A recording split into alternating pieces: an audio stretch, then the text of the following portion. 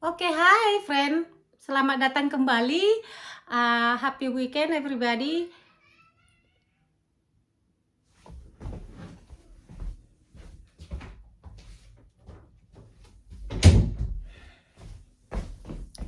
Happy weekend. Mari kita bahas dengan capital use dan risk management. Dua hal yang berbeda. Capital use, misalkan kamu modal 100.000, oke? Di sini saya bilang kembali 100.000 modal. Mungkin untukku itu udah besar, untukmu itu nothing. Jadi kalau kamu punya 10 juta ya sama metodenya, sama sistemnya. Jadi kamu punya 100.000 modal yang kamu resikokan untuk trading per trade jangan lebih dari 10%. Misalkan kalau kamu punya 100.000, berarti kamu resikokan 10.000 rupiah untuk menghasilkan 225.000. Nah, itu idealnya. Aku bilang kalau risk management itu sangat-sangat perlu untuk, excuse me guys, untuk trading kita. So,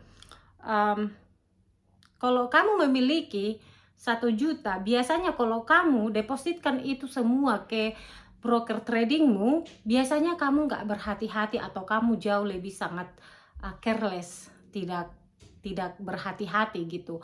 Biasanya kalau kamu hanya punya 100.000, kamu depositkan 100.000, kamu punya uang 1 juta, biasanya kamu lebih agresif, namun di pikiranmu kamu seperti memiliki sejuta. Paham nggak maksud saya?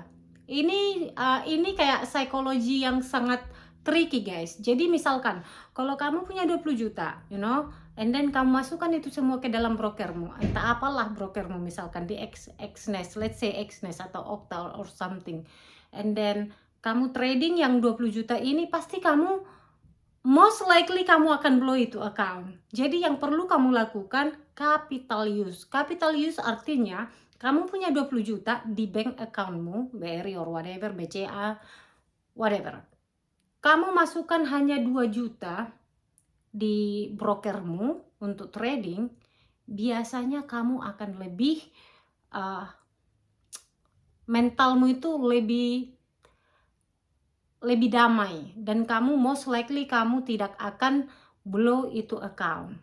Karena memang begitulah, otak kita ini diciptakan untuk menjadi trader yang tidak menguasai diri. You know what I mean? Kita masih manusia yang penuh dengan goncangan emosional. Kalau kita green, kita happy. Kalau kita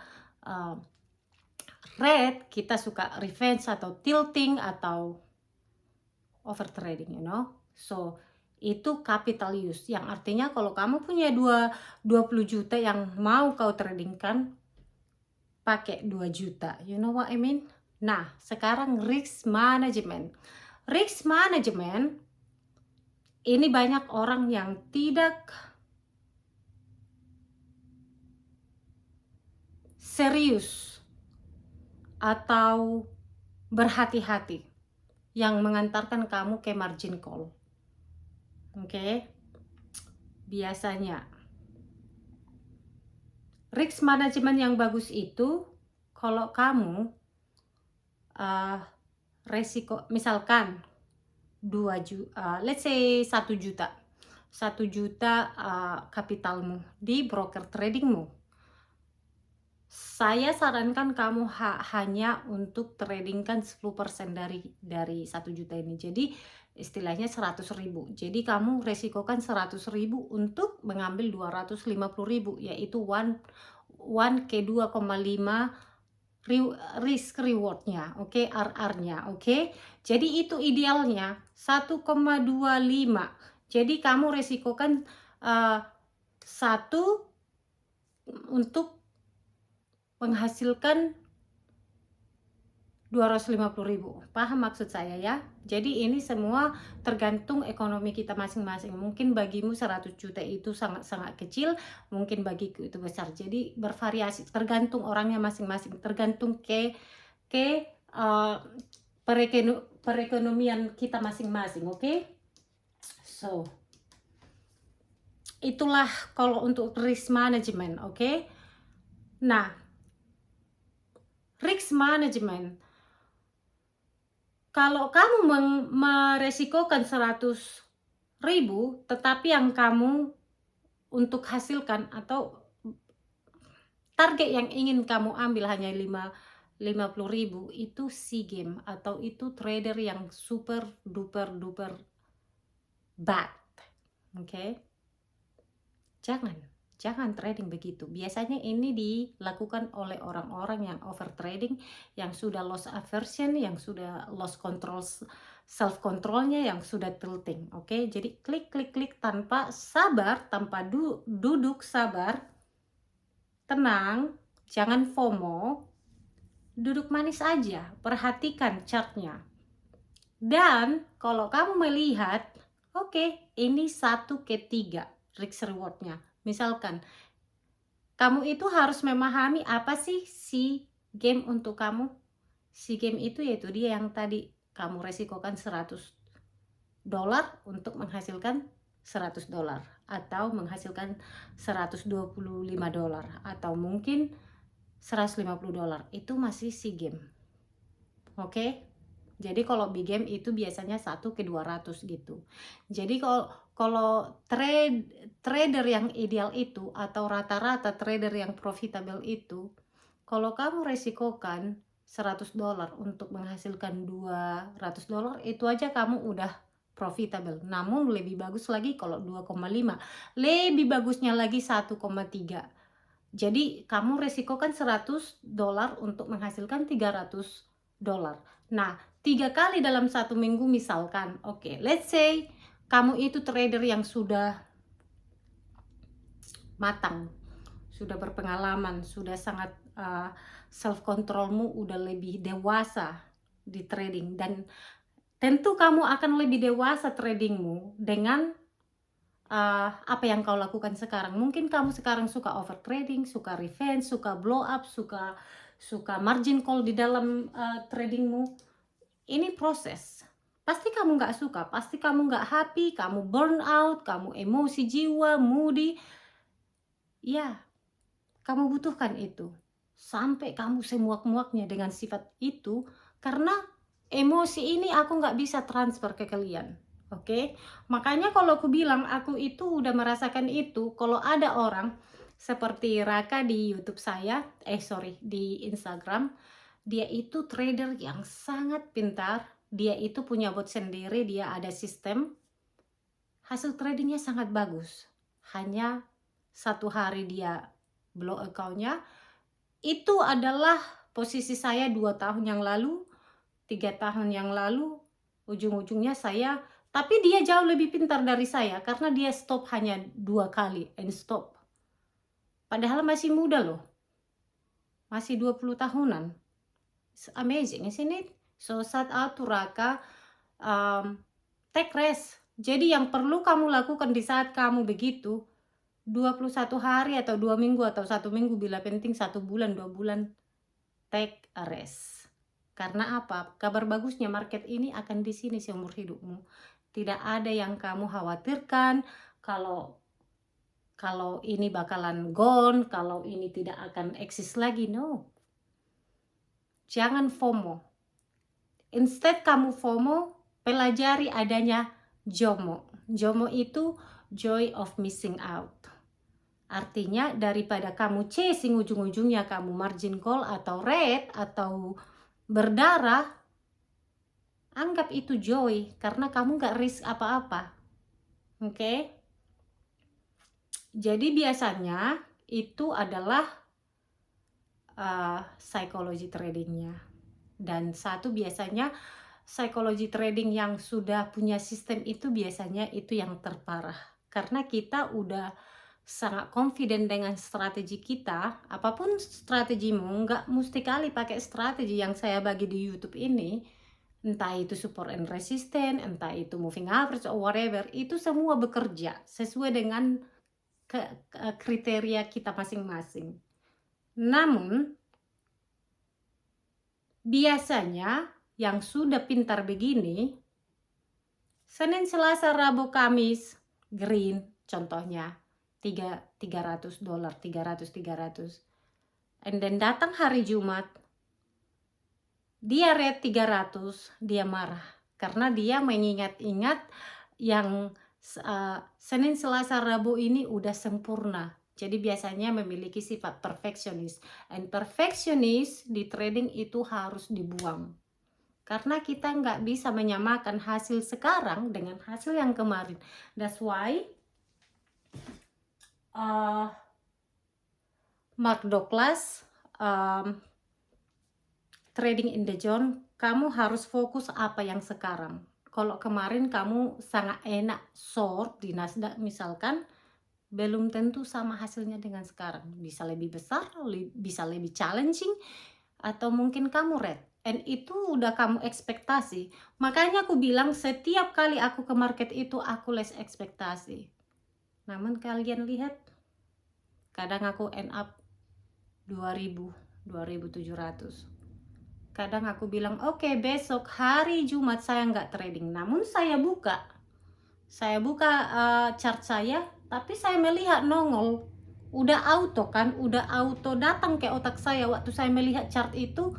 Auto melihat karena aku udah paham sistem saya lihat rule saya, cek oke, apakah kita sekarang apakah ini ada setupnya di trending, cek waktu, cek oke, gimana multi time frame-nya, cek oke, gimana candle analisanya, di mana levelnya, cek semua. Tentu aku akan trading. Jadi ekspektasi itu semakin kita less ekspektasi, semakin bagus outcome-nya dari trading. Itu makanya kalau kita base of proses, itu biasanya hasilnya sangat-sangat bagus secara mental, secara keuangan. Nah, kalau kita terlalu tinggi ekspektasi kita, biasanya oke, hanya 2 hari lagi aku dibayar top stake 2000 misalkan begitu. Apa yang terjadi? Hanya take one day, hanya 1 hari kamu blow itu account, ujung-ujungnya apa? Kamu burn out, kamu marah, kamu moody, kamu temper, Itu masalah saya dulu guys, parah sekali. And then aku capek juga begitu ya, udah habis duit, habis energi, habis waktu, what the heck. Jadi yang namanya comparison is a thief of joy. Jangan pernah compare dirimu dengan trader yang udah 10 tahun. Kalau kamu saat ini masih hari pertama, kedua, atau bulan pertama, ketiga, yang ada di pikiranmu adalah oke, di 5 tahun lagi aku akan di posisi si A, si B, siapa yang kamu anggap udah benar-benar trader yang udah bisa menghasilkan. Karena memang itu tujuan kita. Tapi tanpa adanya kita memahami risk management yang sangat ideal, yang sangat bagus di trading ini, is all about survive guys. It's all about survival. Jadi survival mode kita, di survive mode kita sebetulnya yang di trading ini, yaitu misalkan 1 juta tadi modal kita, gimana kita bisa survive di trading ini. Karena trading ini bukan hanya 1 tahun, 2 tahun, 3 tahun goal, no, seumur hidup. Siapa di sini yang datang ke trading hanya untuk minggu ini, goal minggu ini aku akan menghasilkan 1.200 dari my future funding. Oke, goal 2 minggu ini aku akan dapat payout 20.000 dari Apex 10 account, contoh yang begitu. Siapa? Aku nggak mau seperti itu. Jadi mindsetnya itu long term. Supaya bisa kamu keep accountmu long term, kamu harus oke untuk menerima loss. Jadilah loser yang baik. Itu bagian dari trading. Saya profesional, saya pintar apa, saya jago-jagonya trading, seorang trading. Itu bagian dari game. Enggak boleh egois, enggak boleh kamu mengontrol market. No. Kita hanya mengambil satu slice of cake dari trading ini. Misalkan Nasdaq 300. Kemarin 300-an, let me see. pergerakan Nasdaq. Misalkan 300 atau 200, kamu ambil 50 aja atau 30 aja, 2 kontrak, udah 1.200. Jadi mindsetnya begitu. Tapi terus gitu, konsisten. Jika kamu bisa mendisiplinkan pikiranmu seperti itu, enggak susah kan mengambil 20 poin di Nasdaq itu. Kamu yang suka, aku tahu beberapa kalian di sini trading Nasdaq, welcome to the club. Aku itu dulu pecinta gold sama oil, itu pemula-mula. Itu waktu aku tinggal di Singapura 5 tahun yang lalu. Karena di situ aku baru belajar ya, 5,5 hampir 6 tahun sekarang. Aku stick di gold, crude oil. Kalian tahu berapa yang aku untungkan? $3 per hari. Dan itu swing trading, yang artinya aku order di pagi, ya sore aku hit target saya. Selama 3 bulan aku pernah konsisten green semua. Bayangkan 5 tahun yang lalu di mana mula-mula aku belajar trading. Karena aku baru punya, di situ aku baru punya baby, aku tidak membuat itu jadi prioritas saya. Coba, it take me only 1 day sweep all that profit. Tapi nggak ngaruh buat saya karena saya anggap itu adalah pelajaran. Jadi semakin sini kubisikkan sama kalian. If you want to go fast, go slowly. Go slowly. Kalau kamu ingin berbayar cepat dari top stake, relax, slow, take it easy. Pasti kamu berbayar. Sumpah, pasti kamu berbayar. Take it easy. Semakin kamu paksa, kamu berbayar besok, biasanya kamu akan terblow up. Seriously. Jadi kalau mau cepat kamu berhasil, go slow. Pelan-pelan tetapi pasti. Slowly but surely. You know what I mean? Itu resikonya. Jadi mental capacity-mu itu sangat perlu kamu lindungi di tradingmu. Karena di mana mental capacity kita ini bisa terhangus cepat karena di mana kita memaksakan kehendak ada impulsive behavior, yaitu yang akan mengantarkan kita ke tilt, over trading, dan tanpa ada setup yang jelas, klik. You know what I mean? Jadi mungkin kita akan membuat tato di sini, risk. Sorry guys, I'm joking. Oke, jadi atau mungkin di tanganmu, believe or not guys, dulu aku begitu. Saya bikin ada marker blue, risk di sini, di tangan, risk. Kadang kita hal-hal sepele seperti itu kita butuhkan. Pinjar kita ini bikin risk. Mark pas kamu trading.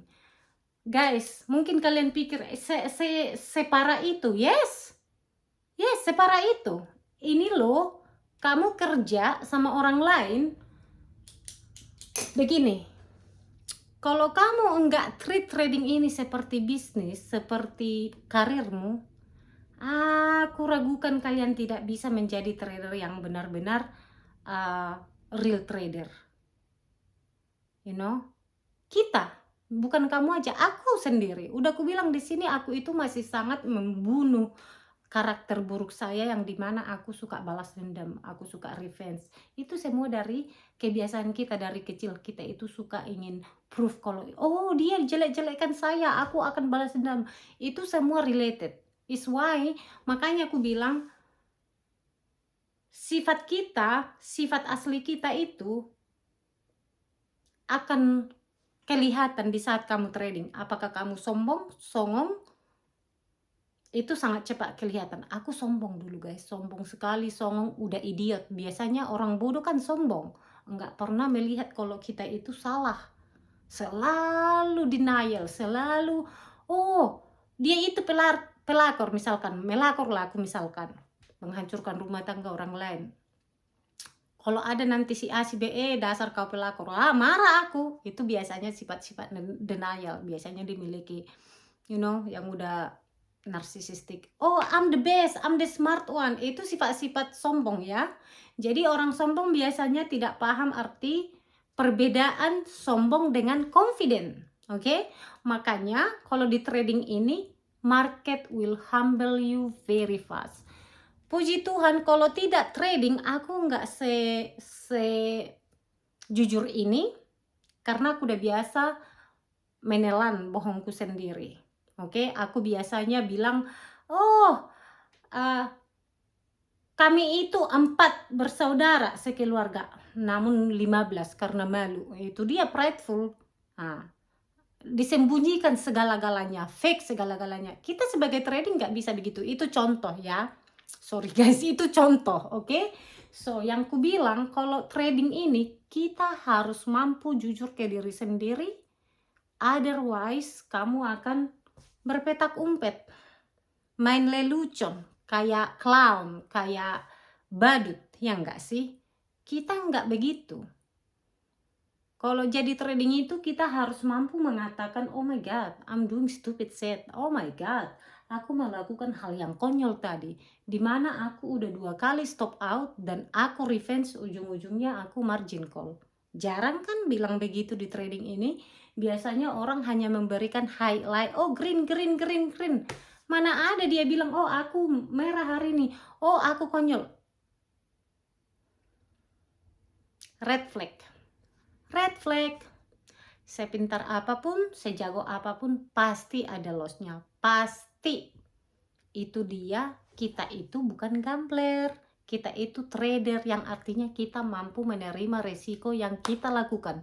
Sebelum kita enter ke sebuah trading, kita harus bertanya berapa uang sekarang aku mampu loss di trading.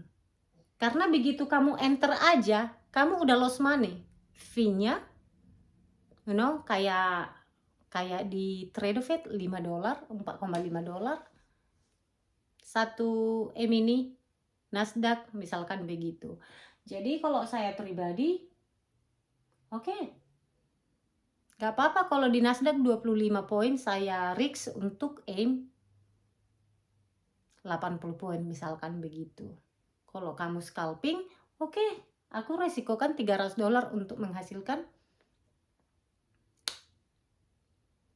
$9, begitu loh guys. Jadi dengan cara begitu kita bisa bertahan jangka lama di trading. Jadi kita bukan seasonal trader yang dimana oke, kita trading hari ini, bulan depan kita kerja, ambil duit, lalu kita trading. Jadi kita capek untuk menghasilkan uang dari pekerjaan yang lain, namun kita habiskan itu udah gambler. Nah, apa bedanya kasino dengan trading? Kalau kamu pernah menonton Adam Ko, video Adam Ko, ya, dia Singaporean. Aku menonton video Piranha, websitenya ada, bisa kamu ambil course-nya, mahal tapi sangat bagus. Aku rekomendasi. Kalian mau trading option, kalian mau trading forex atau stock, mereka ada semua. Adam Ko itu sangat bagus. Untuk pemula ke advance ada kelas mereka. Jadi apa bedanya kasino dengan trading? Jawabannya bisa sama dan tidak sama. Nah, kalau kasino itu kan mereka menang 50%, kita 40%. Jadi the house always win katanya. Namun mereka sedikit-sedikit untung, tetapi mereka tetap menang. Gitu loh. Jadi apa yang bisa kita ambil dari sistem kasino?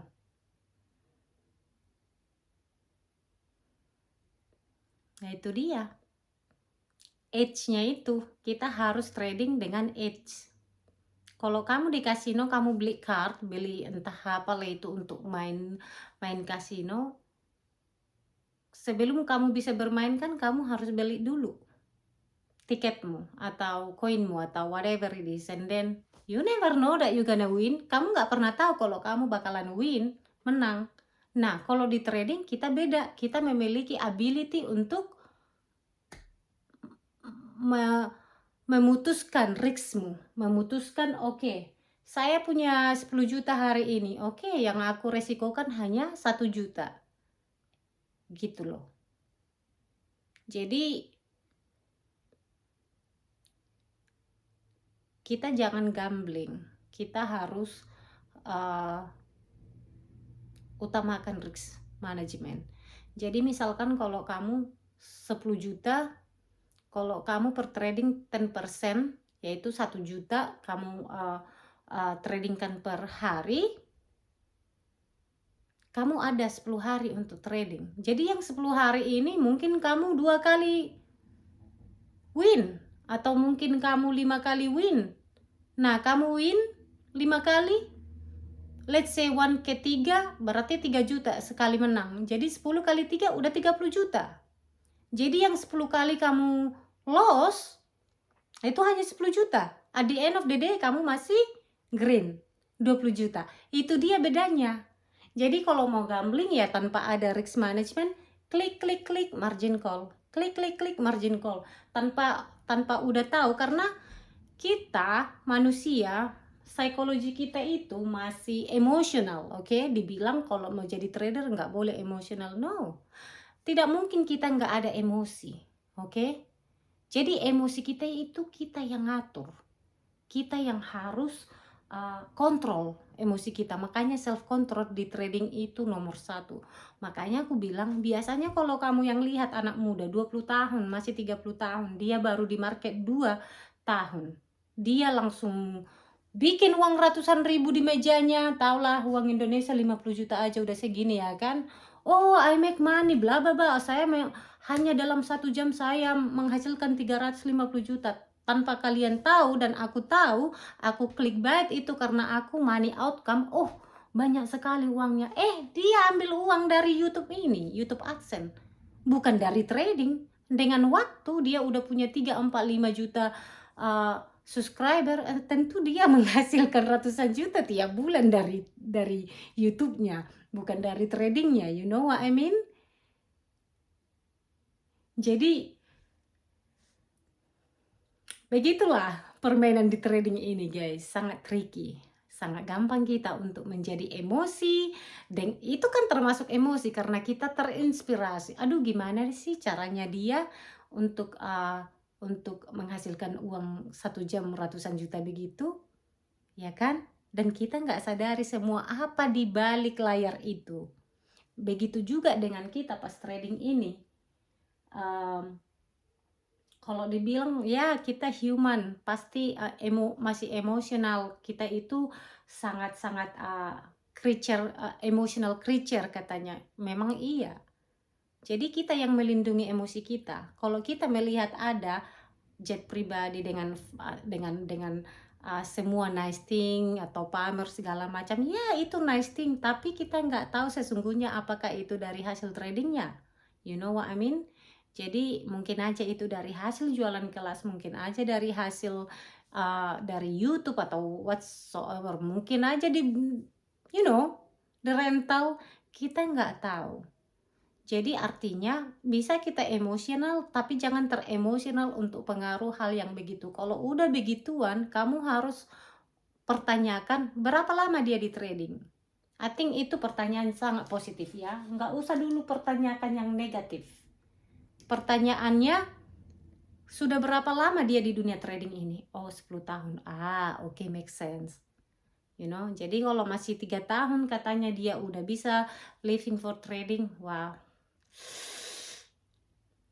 Mungkin dia sangat beruntung dengan orang tua yang sanggup memberikan dia ratusan juta untuk beli kelas, dan ada dia mentor yang bisa mengguide dia selama 1 tahun, which is possible.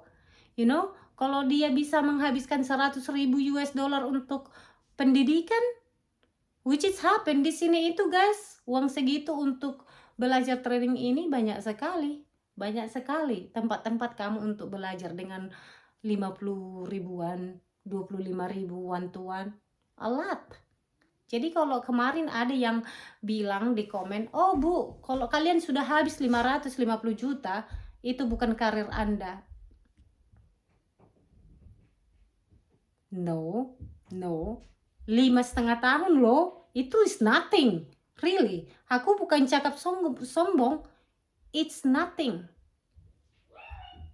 Jadi kita itu lebih baik memahami dulu, karena di saat kita memahami setiap proses orang atau setiap perjalanan trading seseorang, jadinya kita less judgment. Mungkin karena kamu perspektifmu di Indonesia mungkin 10 juta itu 1 minggu udah besar. Pak, 10 juta itu 1 hari, saya sekarang sudah sudah hasilkan. Jadi, dan itu 5,5 setengah tahun. Aku orangnya bukan pelit ya. Kalau aku pelit enggak ku kasih ini semuanya sama kalian. Jadi aku sharing supaya kalian banyak belajar. Jadi maksudku supaya kalian belajar dari apa yang saya punya gitu loh. Nah, jangan karena di Indonesia mungkin, apalagi kamunya mungkin membayar sesuatu itu 3 juta, kamu berpikir keras, which I understand mungkin dari keadaan ekonomi kita. Tapi kalau aku udah melakukan trading ini, aku nggak mau hanya 60%. Aku tidak mau 80%. Aku akan 110%. I give my all, dengan uang, dengan waktu, yes. Jadi aku nggak mau yang satu kaki melangkah yang satunya mundur. No, it's not my style. Go big or go home. Yes, go big or go home, Makanya aku nggak buru-buru. Oke, aku 6-7 tahun aku harus successful. No, I enjoy my process.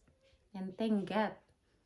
Jika aku harus mengulang kembali apakah aku jadi trader, yes, akan kuulangi kembali.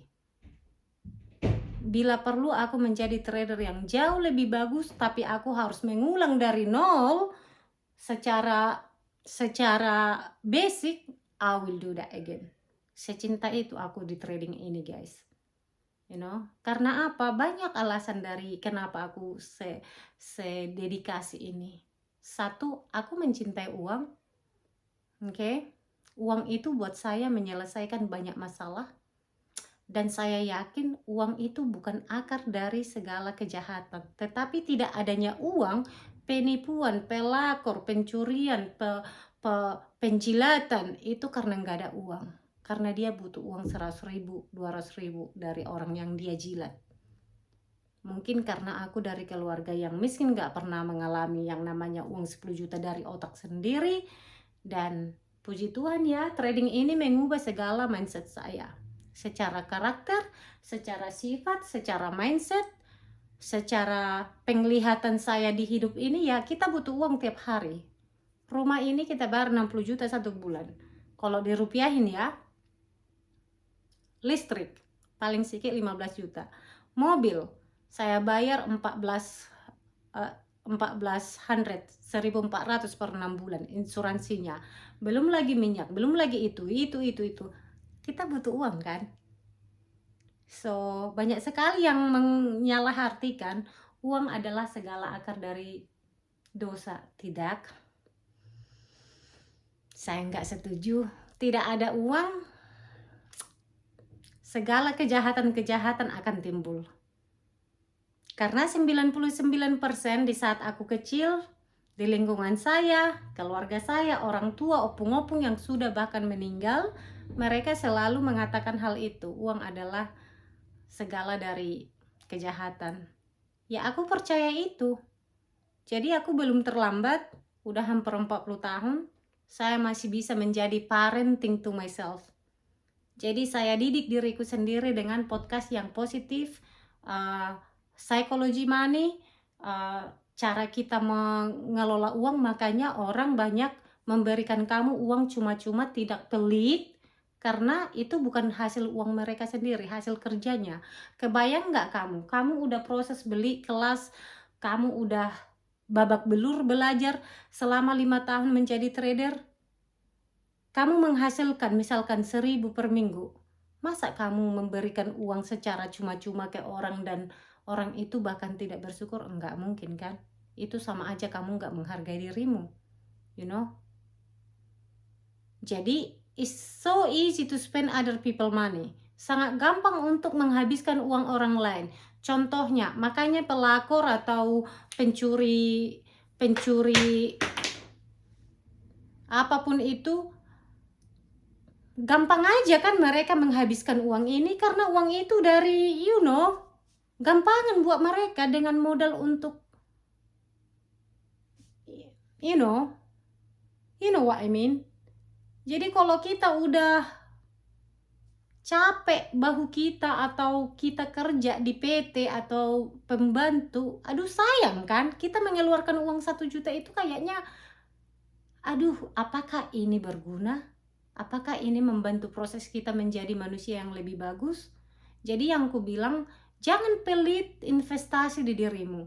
Kalau kamu memiliki kesulitan dalam tradingmu saat ini, atau kamu butuh konseling di trading karirmu itu, yang dimana saya tahu 3-4 juta 1 jam, mahal kan? Mending kamu beli yang gitu untuk kelangsungan hidupmu atau untuk karirmu. Jadi jangan pelit, jangan gimana ya bilangnya, karena aku paling gak suka orang pelit untuk investasi di dirinya tapi ingin hasil yang besar. Coba apakah itu enggak delusional? Itu delusional, halu. Saya tidak mau mengeluarkan uang untuk beli 2.500 kelas terakhir saya, tapi saya ingin memahami strateginya. Are you kidding me? Itu namanya halu. Jadi kalau saya habiskan uang sebanyak itu dalam hampir 5 tahun Pak, itu sangat realistis ya. Sangat realistis. So, semangat guys. Semoga ini risk management sama psikologi trading ini bisa membantu kalian. Dan biasanya trading ini kita itu perfeksionis, yaitu yang ku bilang tadi, Senin sampai Kamis dia green, hanya Jumat dia margin call. Itu karena kita belum mengalami kematangan dalam psikologi trading, itu karena kita masih belum mampu menerima. Jadi makanya jika kamu lihat anak-anak muda yang menggebu-gebu, biasanya mereka itu flex, entah mobil lah, rumah lah, apa segala macam, mereka itu sangat flexing. Nah, karena mereka overconfident. Jika kamu lihat Pak Albrook, Mark Douglas, atau Tom Hogarth, apa yang kamu lihat? Kayak mereka nggak tahu apa-apa kan? Yaitu dia gap. Yang muda ini gapnya, mereka itu knowledge-nya, pengalamannya, skillnya tidak sedalam yang tradernya itu udah luar biasa, atau veteran lah aku bilang, yang udah 50 tahun di market. Mereka itu melo kan, biasa-biasa aja. Kamu lihat itu David Paul, begitu aja. You never see him, kamu nggak akan melihat dia itu flexing lah apalah segala macam. Yes, itu nice thing, tapi itulah gapnya. Yang overconfident dengan skill itu dua hal yang berbeda. Dan guys, aku juga pernah di posisi itu. In fact, pertama-tama aku di trading ini karena aku tergiur dengan gaya hidup yang seperti itu. Siapa yang nggak mau Lamborghini, Siapa yang nggak mau 350 juta per 1 jam? Tapi tidak segampang itu. Kamu butuh bertahun-tahun secara finansial, kamu harus investasikan, apalagi psikologi kamu. Jadi mengapa trading itu 99% fail? Karena di saat sulit-sulitnya dia nggak mau mengoreksi kesalahannya. Seperti saya. Jika saya tidak mau mengaku kalau saya itu pernah sombong, pernah overconfident dalam tradingku, pernah aku margin call karena kestupidanku atau kekonyolanku, pernah aku tergoda dengan yang namanya clickbait, 400 juta dalam hanya 1 jam. Bagaimana hasilnya? Halu kan? Ujung-ujungnya stres. Jadi stres, depresi itu adalah proses untuk kamu jalani di trading ini. It's not that easy. Enggak gampang, tapi ku bilang selagi kamu put your mind to it, you gonna make it. Kalau memang benar-benar kamu niat dan ingin jadi trader yang successful, jangan ulang kesalahan yang kita lakukan di kemarin. Tanpa sabar melihat market. Oke, sini ku tanya sama kalian, berapa banyak kalian pas di open di New York trading klik klik klik margin call, and then 1 jam kemudian keluarnya initial balance begitu gampang untuk di trading, sementara kamu udah kehabisan gas, udah habis minyak, habis modal. Luar biasa sedihnya, termental kan? Itulah saya. Jadi makanya aku sharing ini, biasakan bersabar. Bersabar itu pasti berbayar. Oke guys, so semoga ini membantu kamu yang lagi berdarah-darah sekarang, atau mungkin psikologimu itu kena. It's okay, it's okay. Kamu membutuhkan itu, kamu sangat membutuhkan itu. Jangan kamu malu, jangan kamu merasa down. It's a process, okay? It's process. Kalau ada orang yang mengatakan ke kamu, oh itu gambling, itu negative energy, walk away from them. Jangan kasih tahu kamu trading, karena trading ini sulit. Kadang bukan uang untuk yang membantu secara psikologi mentalmu di trading ini, tetapi support sistemmu yang kamu butuhkan di trading ini. So, congratulations untuk kamu yang lagi margin call atau yang lagi sengsara sekarang. Journaling, mungkin kamu, what the heck, kok kamu congratulations kan saya sementara saya berdarah? Ya, karena pain itu kamu nggak bisa bagi sama orang lain, itu untuk kamu. Dengan pain itu kamu building your mental muscle. Kayak kamu itu ke gym nggak mungkin hanya 1-2 bulan udah langsung berotot. Jadi sama dengan trading, ini mental game. Jadi kamu harus biasakan menerima kekalahan itu. Oke, jangan anggap itu jadi hukumanmu, kamu failure lah, kamu gambling lah. Ya, kind of gambling karena kita nggak ada risk manajemennya. Jadi next time kamu bukan gambler lagi, kamu jadi a trader. You know what I mean? Jadi itu kabar baiknya. Kamu menjadi trader, bukan gambler. Oke? So, semoga membantu. Bersabar di saat kamu trading. Lagi-lagi saya bilang, di saat kamu belajar, kamu harus banyak bersabar. Jangan habiskan waktumu dengan hal yang tidak mempercepat kamu ke goal kamu. Jadi, that's all for today. Hopefully it help you guys. Ini lebih psychology trading dan risk management. Risk management ini nomor 1 di trading kita ya, dan kita harus memahami pemakaian capital use kita. Kalau kita 10 juta ya kita resikokan 1 juta gitu, supaya kita bisa survive. Karena trading ini memang game of survival. Oke? So, kalau kamu lagi belum konsisten, it's okay, it's a process. Don't forget journaling. Jadi reverse engineer apa yang dilakukan kamu kemarin itu, lakukan kebalikannya. Yang artinya kamu nggak ada planning, langsung klik. Jadi besoknya kamu trading, kamu harus prepare dulu. Kamu bikin planmu. You know, planning your trade your plan. Okay? So that's it for today guys. Bye-bye. See you in the next video.